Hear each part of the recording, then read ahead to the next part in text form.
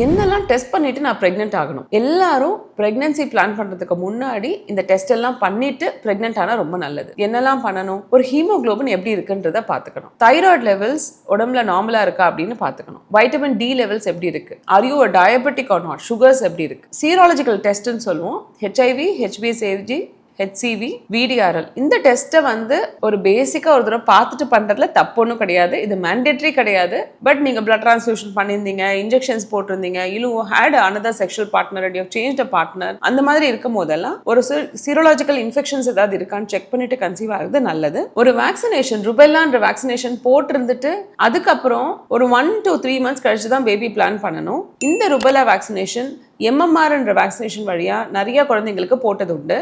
ஆனால் ஒரு ஜென்ரேஷன் அதை போடலை.